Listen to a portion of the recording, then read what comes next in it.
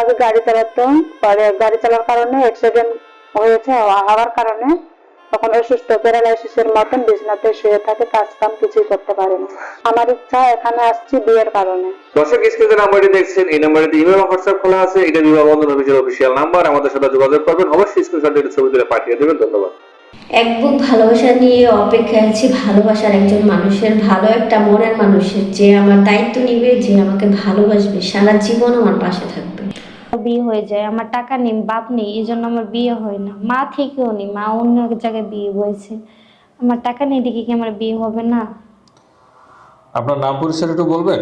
আমার নাম হচ্ছে মিম, আমার দেশের বাড়ি চাঁদপুর শাহরাস্তি, মেয়ে চিচিপাস, আমার বয়স হচ্ছে 19। আমি নামাজ কালাম সব পড়তে পারি। কি চান আমাদের কাছে?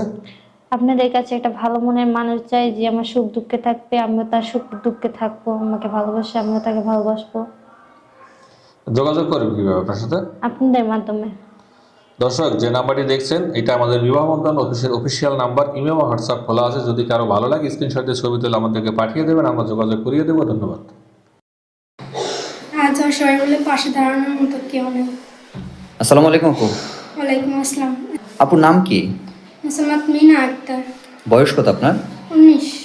দেশের বাড়ি কোথায়? টাঙ্গাইল মধুপুর। আপনি অসহায়, এত অসহায় কেন? কি হয়েছে আপনার জীবনে? আজ বাবা নেই তাই অসহায়। এই ফুটফুটে আপুটি যদি দায়িত্ব নিতে চান, স্ক্রিনে যে নাম্বারটি দেখছেন এটি ইমো হোয়াটসঅ্যাপ নাম্বার। এই নাম্বারে একটা স্ক্রিনশট দিয়ে পাঠিয়ে দিবেন, আমরা মিনাপুর সাথে আপনার যোগাযোগ করিয়ে দেব। বাবা হারা মেয়ে আমি, আজকে আমার এই অফিসে আসতে হলো বিয়ের জন্য। আমি সুন্দর একটা মনের মানুষ চাই, যে আমার দায়িত্ব নেবে, যে আমার ভরণ পোষণের দায়িত্ব নেবে। আমার ফ্যামিলির কোনো দায়িত্ব নিতে হবে না, আমার দায়িত্ব নিলেই হবে। স্ক্রিনে যে নাম্বারটি দেখছেন এই নাম্বারে ইমেল ও হোয়াটসঅ্যাপ খোলা আছে। যদি ভালো লাগে ফোন থেকে স্ক্রিনশট দিয়ে ছবি তুলে পাঠিয়ে দেবেন, আমরা যোগাযোগ করিয়ে দেবো। গরিবের দুঃখ কেউ বোঝে না, গরিবের কথা শুনলেই সবাই সুযোগ নিতে চায়। এরকমটি কেন মনে হলো আপু? আমি অসহায় এবং এতিম, গরিব। ডিভোর্স হওয়ার পরে এটা আমি বুঝতে পারছি।